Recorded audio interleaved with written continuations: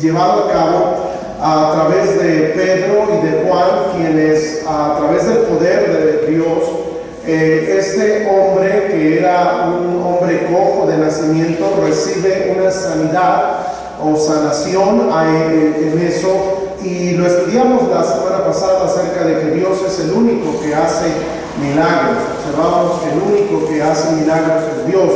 Pero en ese mismo sentir llegamos al versículo número 11, donde llamo su atención, y vamos a leer del versículo 11 al 26. Por favor, síganme ahí con su mirada. Dice la palabra de Dios lo siguiente: y teniendo asidos a Pedro y a Juan, el cojo que había sido sanado, todo el pueblo atónito concurrió a ellos al pórtico que se llama de Salomón. Viendo esto, Pedro respondió al pueblo: varones israelitas, ¿por qué os maravilláis de esto? ¿O por qué ponéis los ojos en nosotros, como si por nuestro poder o piedad hubiésemos hecho andar a este?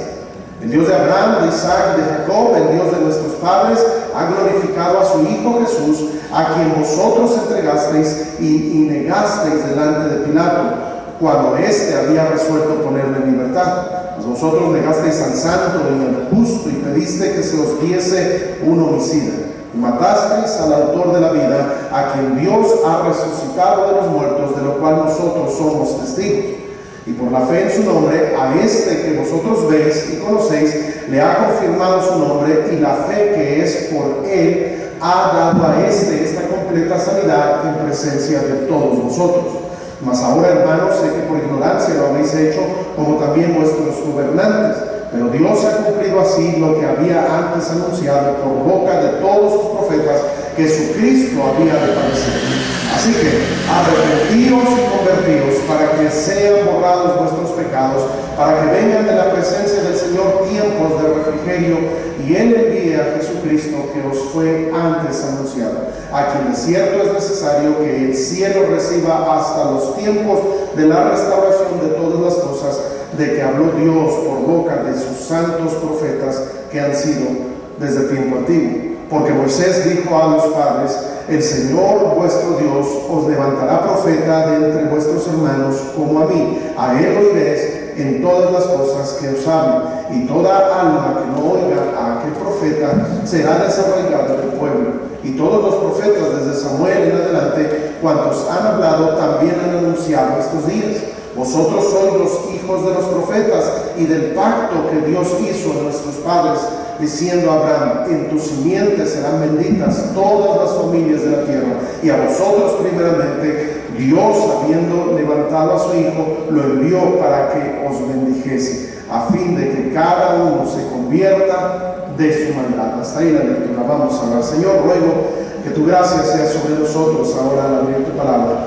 Bendice, Señor, la exposición de la misma. Quítame del medio para no estorbar a lo que solo tú puedes hacer, y bendice y habla a tu pueblo, te lo ruego, en el nombre poderoso de Jesucristo. Amén. Amén.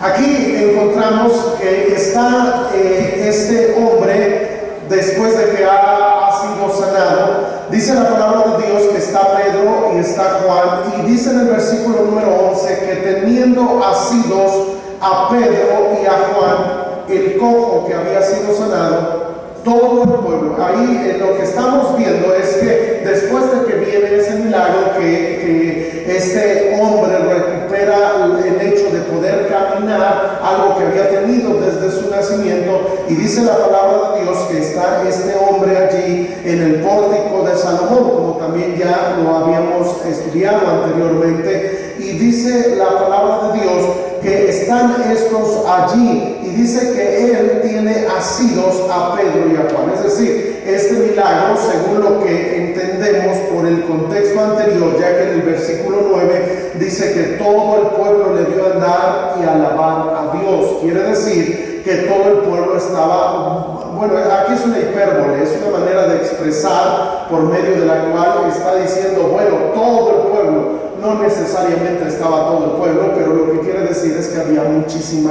gente allí que habían visto ese milagro. En este mismo sentir vamos a encontrar que en el versículo 11 se repite que todo el pueblo, porque dice que habiendo asidos a Pedro y a Juan, el cojo que había sido sanado, todo el pueblo atónito, es decir, había una gran cantidad de personas allí reunidas. Este milagro fue un milagro que llamó la atención de muchas personas que querían venir a adorar a Dios, a servir a Dios, a buscar de Dios, y allí vamos a encontrar que cuando está Pedro y Juan asidos por aquel hombre, está la multitud de todo el pueblo. Dice en el versículo número 12, de donde yo tomo el mensaje de esta noche, es viendo esto. Ahora, llamo su atención brevemente. ¿Qué es lo que está observando Pedro? Porque dice que viendo esto Pedro. ¿Qué es lo que está observando? A ver, voy a leer una vez más el versículo 11 y ustedes me van a responder qué es lo que logró observar Pedro. Dice que teniendo asidos a Pedro y a Juan, el cojo que había sido sanado, todo el pueblo atónito concurrió a ellos al pórtico que se llama de Salomón. Ahora, díganme ustedes, ¿qué es lo que vio aquí Pedro? A ver, ¿sí?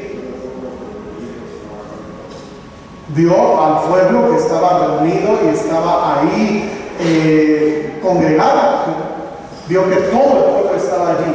Ahora, ¿qué relevancia tiene esto? Lo que quiero llamar su atención aquí, el título de esta enseñanza es: estar atentos a las oportunidades que Dios nos presenta. Este pasaje pudiéramos estudiarlo y pudiéramos enfocarnos en el milagro, en lo que está sucediendo, pero a partir del versículo número 12 vamos a encontrar lo que Pedro va a hacer, porque encontramos que se le presenta una situación a Pedro que probablemente Juan no logró observar, o quizá algunos de nosotros no pudiéramos observar. Esa era una oportunidad por medio del cual Pedro había sido utilizado por Dios para poder hacer ese milagro, en el cual se acuerdan que tomó la mano derecha de este hombre y lo levantó, y en ese momento fueron afirmados sus pies y este hombre pudo recobrar. Un milagro sucedió. Cuando sucede eso, está la multitud ahí, están todos detenidos allí, y después se da cuenta Pedro de que el pueblo se ha reunido. La palabra atónitos quiere decir que ellos estaban allí prestando atención a lo que estaba sucediendo en la vida de Pedro. En otras palabras, lo que vio Pedro es que Dios había preparado ¿a cuántos? A todo el pueblo para escuchar el mensaje que Dios le había dado. Esto es sumamente importante, amados hermanos, porque nosotros muchas veces el Señor nos ha presentado oportunidades ahí con el señor del gas, con la señora de la tienda, con personas que nosotros podemos conocer. Nos ha dado la oportunidad el Señor de poder compartir el mensaje de Dios, y a veces nosotros callamos.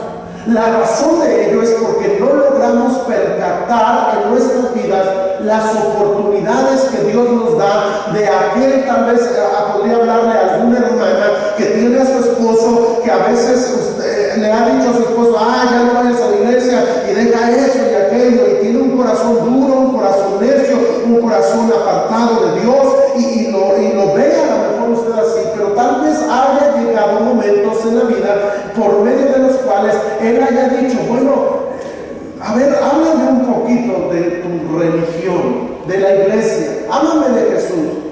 Y a veces nosotros tal vez pudiéramos decir: no, es que ahorita estoy haciendo la comida, estoy preparando, estoy alistando a los niños, y perdemos, note esto, las oportunidades que el Señor nos da.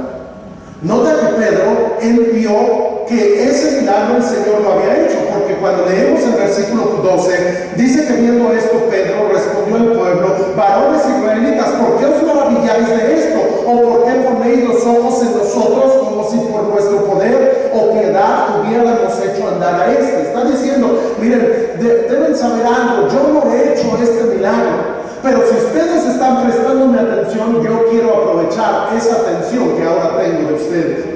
Miren, hermano, usted y yo deberíamos de ser aquellos que ganemos para Cristo, que testifiquemos a nuestros hijos.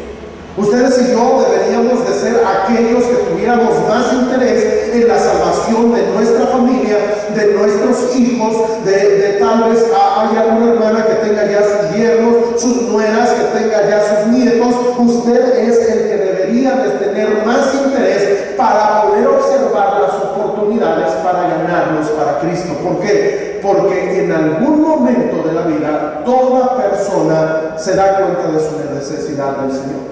Aquí está, note esto, dice el versículo 11 que estaba todo el pueblo, y dice que concurrieron a ellos al pórtico que se llamaba de Salomón. Es decir, una gran multitud está allí reunida, está allí Pedro, está allí Juan, y está aquel que había sido cojo de nacimiento, y un milagro se sucedió, y Pedro empieza a hablar, note esto, a todo el pueblo. ¿Qué es lo que les va a decir Pedro? Bueno, en primer lugar, hermanos, o más bien para cerrar este punto, usted y yo deberíamos de ver las oportunidades que Dios nos da. Hermano, Dios quiere usarte para poder compartir el plan de Dios para salvación. Dios no quiere que hables de... Dios quiere que tú hables de Él y de lo que Él ha hecho con tu familia, con tus amigos, con tus compañeros de trabajo, con personas con las cuales tú tienes esa oportunidad de platicar, de charlar, de convivir. El Señor te va a presentar oportunidades. Miren, ¿saben qué? Pedro aprovechó esa oportunidad. Porque dice el versículo número 12, allí que empieza Pedro a hablar al pueblo, y en primer lugar empieza diciéndoles varones israelitas.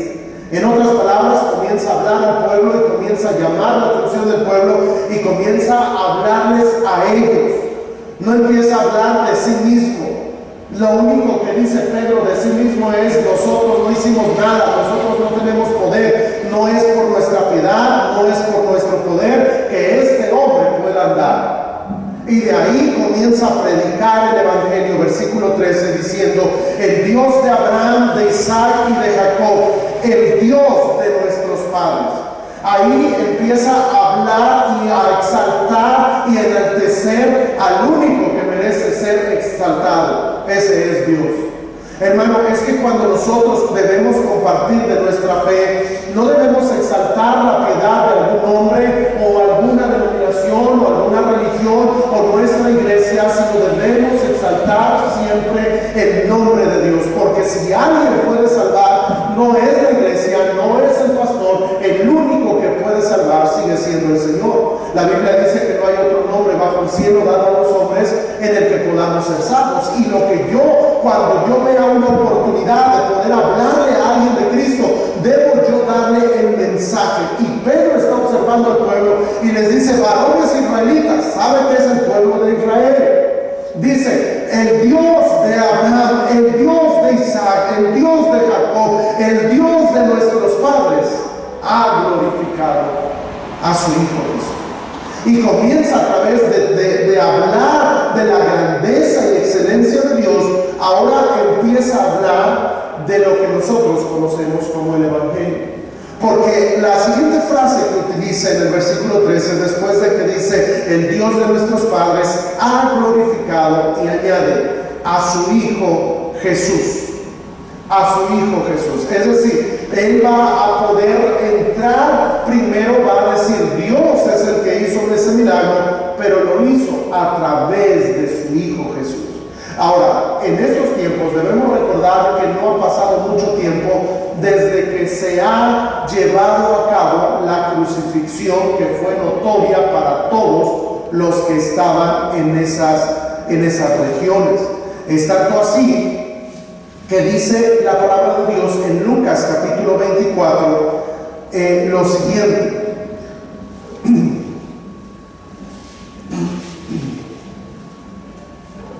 Lucas 24, leo en el versículo número 18, dice: respondiendo uno de ellos, que se llamaba Cleofas, le dijo: ¿eres tú el único forastero en Jerusalén que no has sabido las cosas que en ella han acontecido en estos días?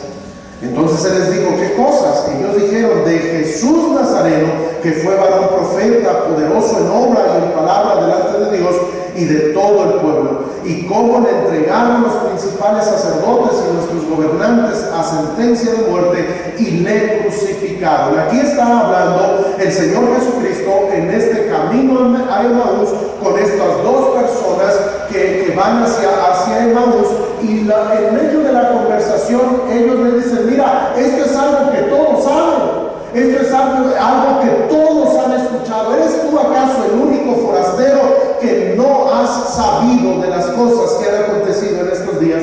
¿Por qué le dicen eso? Porque todo el pueblo, todas las ciudades y provincias que había ahí sabían lo que había acontecido. En otras palabras, el acontecimiento de la muerte de nuestro Señor Jesucristo era algo que todos sabían. Cuando llegamos aquí, ellos tienen fresco eso. Ellos debemos recordar que han pasado no muchos días. ¿Cuántos días aproximadamente han pasado? A ver, alguien diga, esto lo hemos venido estudiando. ¿Cuántos días han pasado desde que Cristo fue crucificado hasta estos momentos? ¿Cuántos? Más o menos. ¿No? ¿3? No. Porque 3 estuvo en la tumba. Pero después pasaron los 50 días para llegar a la fiesta del Pentecostés. Y después del Pentecostés, que es en el capítulo número 2, viene este suceso, cuando Pedro y Juan iban juntos al templo a la hora novena. No puedo decirles, bueno, han pasado 52, 53, 58 días, pero lo que sí puedo decirles es que no han pasado más de 2 meses. Ha sido algo que todos saben, todos están frescos, está sucediendo, y no nada más eso, sino que acaban de observar hace un poquito tiempo cómo es que vinieron lenguas repartidas como de fuego, y estas personas que predicaban a Jesús pudieron hablar en diferentes idiomas. Ahora, ellos están así, y dice Pedro, el Dios de Abraham, de Isaac y de Jacob, el Dios de nuestros padres, ha glorificado a su hijo Jesús. Y luego los va a confrontar con su pecado, porque dice en el versículo 13 allí mismo, a quien vosotros entregasteis y negasteis delante de Poncio Pilato cuando éste había resuelto ponerle en libertad. Y luego les dice, mas vosotros negasteis al santo y al justo y pediste que se os diese un homicida. Y luego el versículo 15, y matasteis al autor de la vida. Aquí encontramos que el Señor, lo que está sucediendo, o lo que está sucediendo en este relato más bien, es que Pedro está confrontando al pueblo. Ese pueblo, déjenme preguntarles algo, ¿qué pueblo es? ¿Qué pueblo es? ¿Son los romanos? ¿Son los griegos? ¿Son los judíos? Son los israelitas. Es el pueblo de Israel. Por eso es que le está diciendo, vosotros varones israelitas. Eso les está llamando, ¿por qué? Porque este mismo pueblo es el que había una semana antes de la crucifixión, había exclamado, Hosana, el hijo de David. ¿Se acuerdan de eso? La entrada triunfal. Y ellos habían exaltado, habían dicho, aquí viene el rey de los judíos, Hosana, el hijo de David. Ellos buscaban que Jesús los libertara del yugo de los romanos. Y estamos viendo que ahora este pueblo llega, están atónitos, dice, bueno, sigue alguien haciendo milagros, y es Pedro y es Juan, seguidores del Señor, y ellos le dicen, miren, nosotros no hemos hecho este milagro, fue Dios a través de Jesús. ¿Cuál Jesús? Al que ustedes, dice Pedro, al que vosotros entregasteis y negasteis delante de Pilato. A ese Jesús que vosotros negasteis, al santo y justo, a ese Jesús que matasteis, al cual es el autor de la vida. Y noten esto, nos confronta. Es decir, Pedro ve la oportunidad que tiene de predicarle al pueblo, y él toma la oportunidad.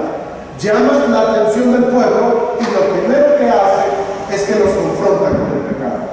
Miren, hermano, esto a veces es algo que hay personas que no les gusta hacer, confrontar con el pecado. Pero para que pueda haber arrepentimiento arrepentimiento de pecado y salvación del pecado, la persona debe darse cuenta que es una persona pecadora. Pedro está dando el plan de salvación y en primer lugar se da cuenta de la oportunidad que tiene, ve al pueblo, llama su atención y les dice: miren, ustedes han hecho lo malo. Ustedes mataron al autor de la vida. Es más, le negaron. Es más, ustedes fueron los que le entregaron delante de Poncio Pilato. Ustedes son culpables de esto que ha acontecido, de esto que ha pasado. Ustedes han cometido ese pecado. Y mire, hermano, si usted quiere ganar a alguien para Cristo, es importante, indispensable, que usted lo confronte a él o a ella con su pecado. No puede una persona ser salva si no se da cuenta que es pecador. Sería como lo que hacen los centros de rehabilitación. Los centros de rehabilitación lo que hacen es que tratan de hablar con la gente, usar métodos psicológicos, tratar de decirles: no, es que piensa en tu familia, piensa en esto. Si un centro de rehabilitación, lo cual ellos hacen, si un centro de rehabilitación se pasa únicamente hablándole a la persona: es que tú estás enfermo, es que esto la culpa lo tiene tu familia, es que tú estás pasando por eso porque tienes esta genealogía y pues esto ha sucedido ante ti. Si no le dicen: mira, tú estás haciendo mal y tú estás destruyendo tu vida, la vida de tu familia, esa persona no va a poder cambiar. Es hasta que alguien es confrontado con el pecado. Cuando usted y yo, hermanos, fuimos salvos, es porque nosotros nos tuvimos que dar cuenta de la consecuencia que iba a venir para nosotros si moríamos en Cristo. La consecuencia que vendría para nosotros por ser personas pecadoras. La Biblia dice que la paga del pecado es la muerte. Hay una consecuencia por mi pecado. Por cada acción en pecado que yo haga, debo saber que hay una consecuencia. Y la paga del pecado es la muerte. Debo yo saber y hacerle saber a aquel que yo le voy a testificar que él o ella es una persona que ha ofendido a Dios, que está ofendiendo a Dios y que se espera, si esa persona muere en Cristo, va a ir a las llamas del infierno, donde será el lloro y crujir de dientes, y eso será por toda la eternidad, por los siglos de los siglos. Ya que una persona que muere en Cristo, entonces irá a las llamas del infierno. Y Pedro está confrontando al pueblo.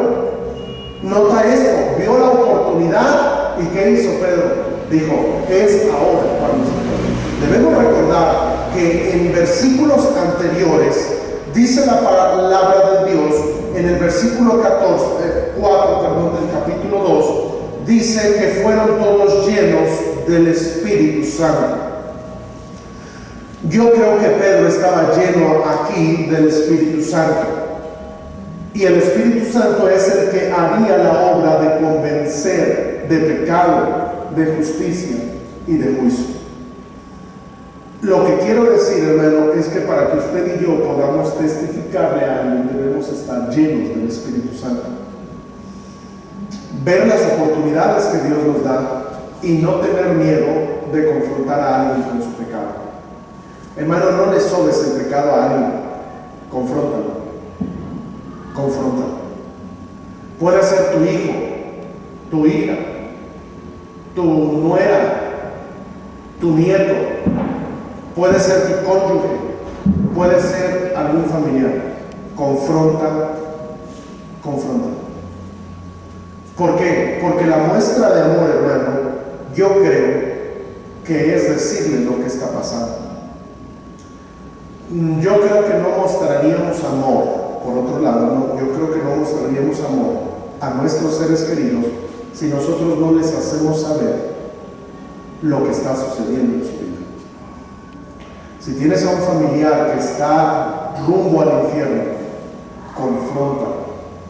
Él o ella debe darse cuenta que está haciendo mal. Tienes algún familiar que le gusta y tiene cervezas ahí, está tomando, confróntalo, dile: estás haciendo mal, eso no se debe hacer. Tienes algún familiar que está, en pecado de idolatría, debes hacerlo saber. Hay cristianos que no confrontan. Y en vez de confrontar, cuando te invitan a la iglesia católica para ser padrino o madrina o ir a una misa que hacen ahí por cualquier situación, hay cristianos que van y en vez de confrontar y decir yo no voy porque ahí adoran a los ídolos, en vez de confrontar, ahí están al lado. Y eso no trae salvación.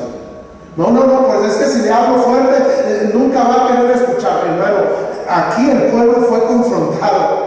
¿Y qué le está diciendo Pedro? ¿Cómo creen que Pedro les está hablando? ¿Creen que le está diciendo, pues es que miren, pues también ustedes tienen la culpa? No, yo no creo que fue así. Pedro está hablando y le está diciendo, insisto, versículo número 13, dice el versículo número 13, en medio, dice, a quien vosotros entregasteis y negasteis delante de Pilato. Versículo 14, mas vosotros negasteis al santo y al justo y pediste que se os diese un homicida. 15, matasteis al autor de la vida. ¿Sabe qué es eso? Confrontamiento con la realidad, con el pecado. Hermano, si tú quieres mostrar amor a algún familiar, muéstrales el plan de Dios.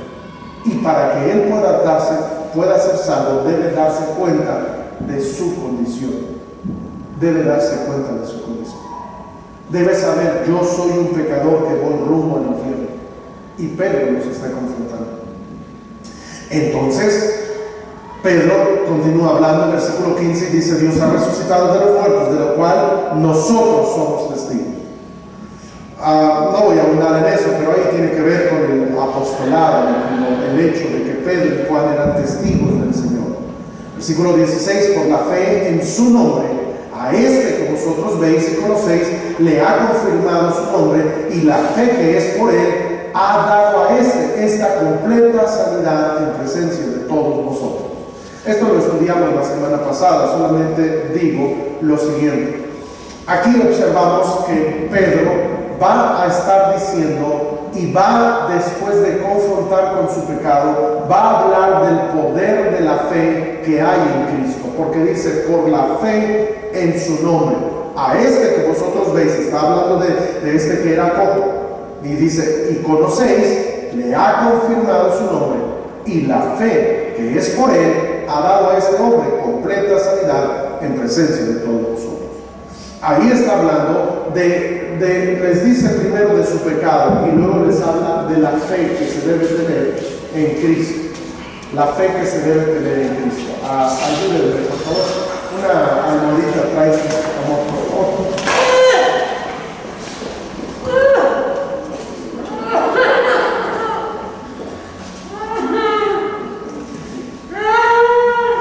Muy bien, vamos a orar, por favor. Vamos a orar.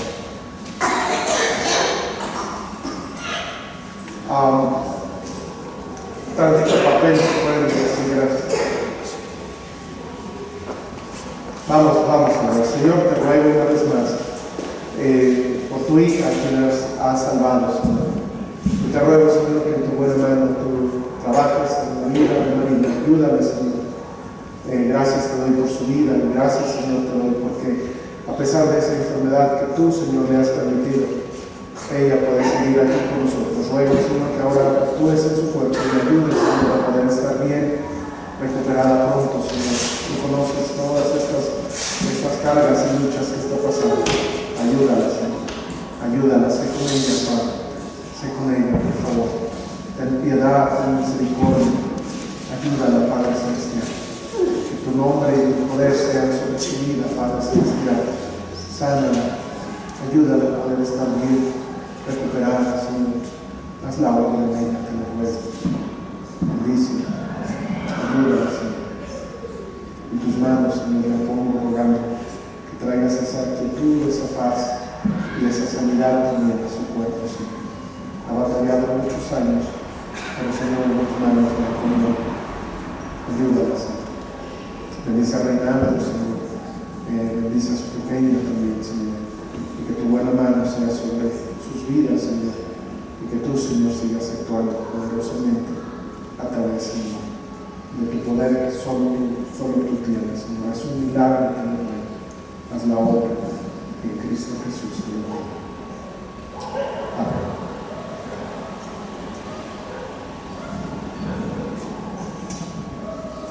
Sigan orando, por favor, sigan orando.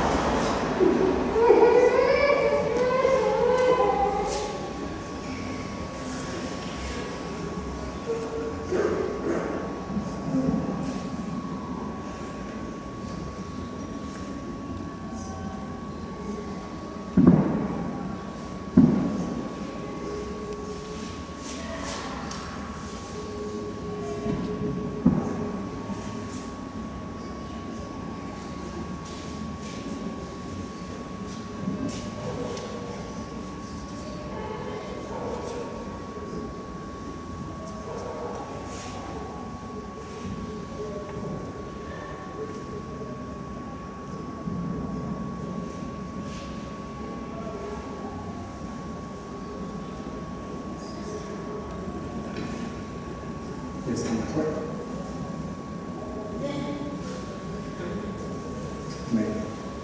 ¿Estás bien ya?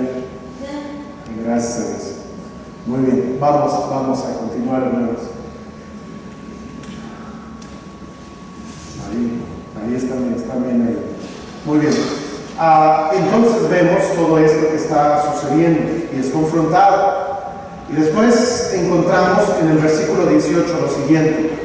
Dice, pero Dios ha cumplido así lo que había anunciado antes por boca de todos sus profetas, que su Cristo había de padecer.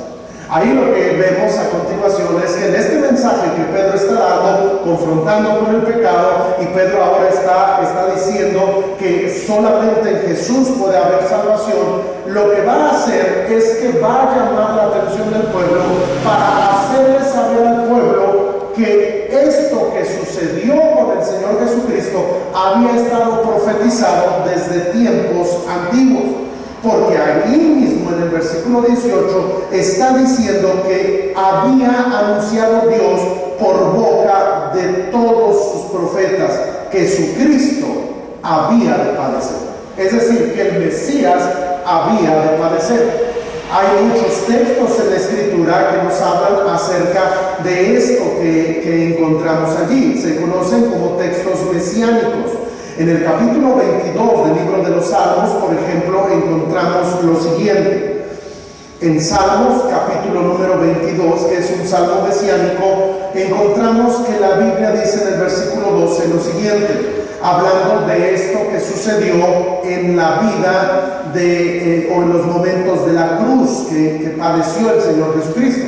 Vea el versículo 12, dice, me han rodeado muchos toros, fuertes toros de Basán me han cercado. Habla del ejército romano. Abrieron sobre mí su boca como león rapaz y rugiente. He sido derramado como aguas y todos mis huesos se descoyuntaron. Eso de que se descoyuntaron sus huesos fue algo que sucedió en la cruz del Calvario. Mi corazón fue como cera. ¿Se acuerdan que cuando le abrieron el costado al Señor le salió sangre y que le salió también? Le salió agua. El término médico para eso es que su corazón estalló, y cuando su corazón estalló, del corazón salió agua. Eso es lo que dicen los estudiosos, y por eso dice que mi corazón fue como cera, derritiéndose en medio de mis entrañas. Luego dice, con un tiesto se secó como un tiesto se secó mi vigor, y mi lengua se pegó a mi paladar. ¿Se acuerdan que él pidió agua en la cruz del Calvario? Luego dice, y me has puesto en polvo de muerte, porque perros me han rodeado, me ha cercado cuadrilla de malignos, horadaron mis manos y mis pies, contar puedo todos mis huesos. Versículo 18, repartieron entre sí mis vestidos y su ropa, y sobre mi ropa echaron suertes. Eso que sucedió en la cruz del Calvario fue precisamente lo que leemos en el Salmo 22. De hecho, el Salmo 22 comienza con una frase de las 7 que dijo el Señor en la cruz. Versículo 1, Dios mío, ¿por qué me has desamparado? En el Salmo 34 dice la palabra de Dios en el versículo número 20, Él guarda todos sus huesos, ni uno de ellos será quebrantado. Eso sucedió en la cruz del Calvario. Ningún hueso fue quebrantado, porque se acuerdan que cuando empezaron a quebrarles las rodillas a los que estaban ahí al lado, al Señor no se la quebraron. ¿Se acuerdan por qué? La razón es porque Él ya había muerto. Todo esto son pasajes mesiánicos. El Salmo 53, leo solamente del 4 al 10. Dice: ciertamente llevó Él nuestras enfermedades, sufrió nuestros dolores, y nosotros le tuvimos por azotado, por herido de Dios y abatido. Mas Él herido fue por nuestra rebelión, molido por nuestros pecados. El castigo de nuestra paz fue sobre Él, y por su llaga fuimos nosotros curados. Todos nosotros nos descarriamos como ovejas, cada cual se apartó por su camino, mas Jehová cargó en Él el pecado de todos nosotros. Angustiado Él y afligido, no abrió su boca. Como cordero fue llevado al matadero, y como oveja delante de sus trasquiladores, enmudeció y no abrió su boca. Por cárcel y por juicio fue quitado, y su generación, ¿quién la contará? Porque fue cortado de la tierra de los vivientes, y por la rebelión de mi pueblo fue herido. Todos esos pasajes y muchos más que tenemos en la Escritura hablan del sufrimiento que iba a padecer el Mesías, el ungido de Jehová, el Cristo. Por eso es que en este texto está diciendo: pero Dios ha cumplido así lo que había anunciado antes por boca de todos sus profetas, que su Cristo había de padecer. Y Pedro les está haciendo memoria a través de las Escrituras lo que sucedió unos 40 días, unos 50, 60 días antes. Y encontramos que todo el pueblo está prestando atención, atónito, un milagro ha sucedido, y entonces llega lo último en lo que quiero mencionar. Bueno, tengo otros puntos, pero déjenme ver si termino. Pero Pedro, en el versículo 19, ya que les ha dado pasajes de la Biblia, les ha hecho recordar textos que hablaban de que el Mesías iba a morir, de que Jesús es el Mesías, ahora les dice: así que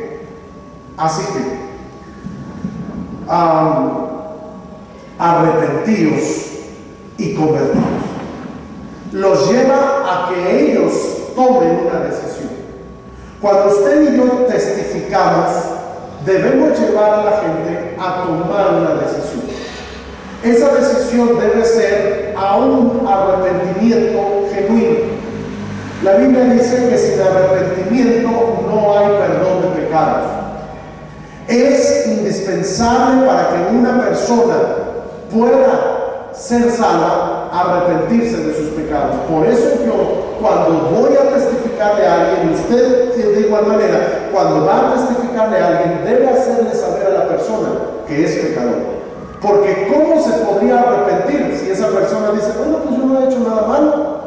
Que se arrepientan los violadores, que se arrepientan los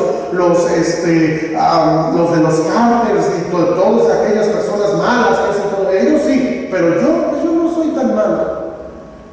No, debemos hacerle saber a toda persona, a toda gente: tú has pecado y necesitas arrepentirte. Pedro, noten esto, vio la oportunidad y él les dijo, ustedes los confrontó, les habló de la fe en Cristo, les habló de las Escrituras, que todo sucedió para que se cumpliese lo dicho, y después les dice: ustedes deben arrepentirse. ¿Saben lo que vemos ahí? Vemos a Pedro dando el plan de salvación en medio de una oportunidad que Dios le concedió.